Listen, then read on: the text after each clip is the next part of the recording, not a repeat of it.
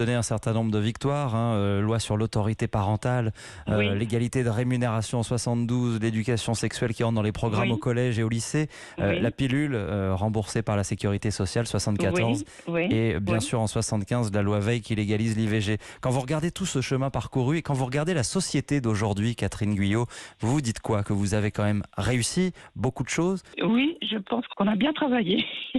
Qu'est-ce Parce qui que je reste me à faire réjouissais aujourd'hui? qu'est-ce qui reste à faire? Écoutez, il faut regarder ce qui se passe. C'est pas compliqué. Les femmes partout dans le monde sont en lutte.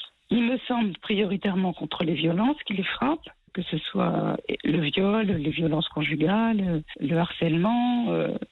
Et puis, il y a eu la lutte pour la parité, qui a été un combat aussi beaucoup plus mondial qu'on l'imagine. En tout cas, en France, on a beaucoup progressé et on continue à progresser. On vote encore des lois pour qu'il y ait la parité partout, dans toutes les instances. Mais par ailleurs, les femmes ont aussi à se battre pour la véritable égalité professionnelle et ne pas être exclues de tous les médias, de la politique. Enfin, c'est une parité au sens très large. Les Comment vous femmes voyez les existent partout. militantes féministes d'aujourd'hui?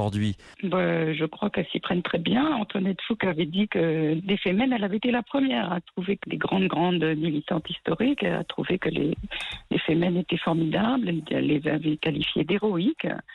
Et elle disait qu'elles étaient les petites filles du MLF. Elles sont jeunes, donc elles incarnent quelque chose de l'avenir.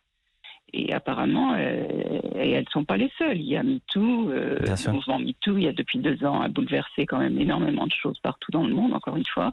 En Amérique latine, nous, on est très proche de celle des mouvements Ni Ena Munoz, pas une de moins, qui est un mouvement contre la violence extrême que subissent les femmes en Argentine et dans d'autres pays d'Amérique latine. En France, maintenant, il y a les colleuses contre les féminicides. Il y a eu ces grandes manifestations contre les féminicides depuis 2 ans.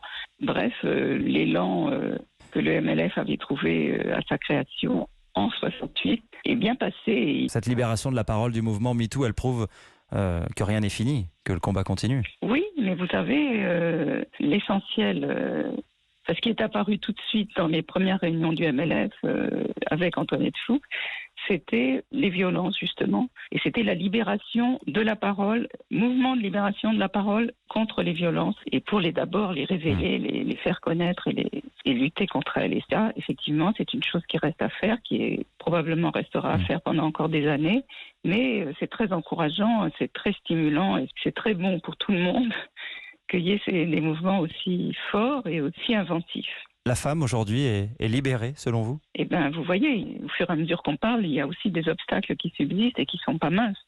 Quand le risque, c'est la mort, comme c'est le cas dans les féminicides, c'est quand même pas une petite affaire. Quand il est impossible, ou pratiquement, ou très peu, que soient jugés tous les viols qui sont commis en France, et bon, il y a encore énormément à faire. Et nous, on a fait des manifestations aussi avec les Femmes. C'était très amusant. Ce jour-là, on avait décidé de faire cette action ensemble. C'était la première action visible qu'on a faite ensemble sur leur proposition. C'était une manifestation contre la prostitution au moment où l'Assemblée votait la pénalisation des clients. On a fait une manifestation MLF Femmes.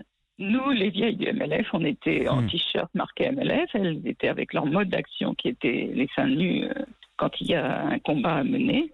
Et voilà, c'était formidable. On avait été sur le pont de la Concorde, là, juste en face de l'Assemblée nationale. Et